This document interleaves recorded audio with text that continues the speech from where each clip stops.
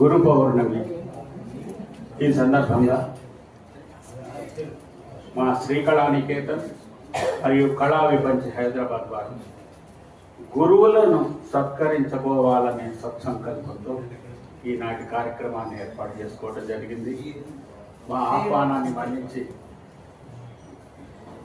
పెద్దలందరూ రావడం, అతిథులందరూ రావడం, గురువులు రావడం చాలా సంతోషంగా ఉంది. కార్యక్రమాన్ని మొదలు పెట్టబోతున్నాం. నా పేరు సాధు శ్యామ్ ప్రసాద్, శ్రీకళానికేతన్ అధ్యక్షుడిని. ముందుగా అతిథులను ఆహ్వానిస్తూ ఉన్నాం. ముందుగా నిజానికి జిఎస్ఎన్ శాస్త్రి గారు మీకు అందరికీ తెలుసు, వారు రావాల్సి ఉండే చాలా ఉత్సాహంగా ఉన్నారు రావడానికి. కానీ ఇంట్లో కథలని ఓటం లేదు.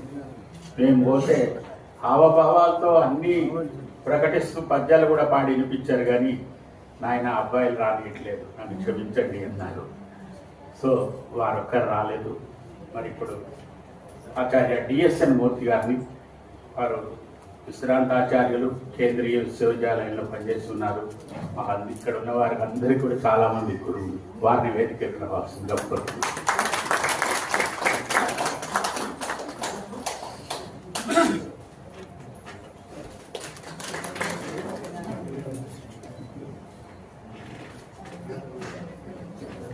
నిజానికి వారి కంటే ముందు సభకు అధ్యక్షత వహించవలసిన వారు ఉన్నారు.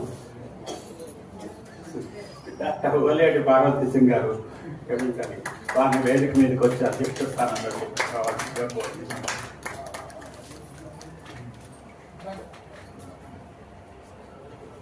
అలాగే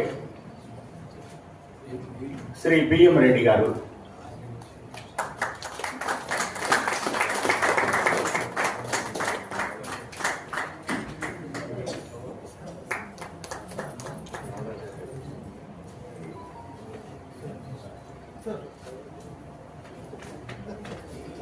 మరి డాక్టర్ ఎం పురుషోత్తమాచార్యులు గారు, వారు నల్గొండ నుంచి ఇప్పుడే రావడం జరిగింది. వారిని వేదిక మీద కావాలి.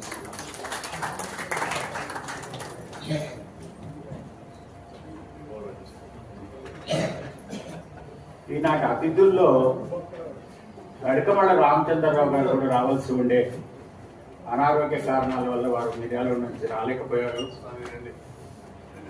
మరి శ్రీ సమ్మెట వెంకటరమణ గారిని వేదిక మీదకి ఆహ్వానిస్తూ ఉన్నాను.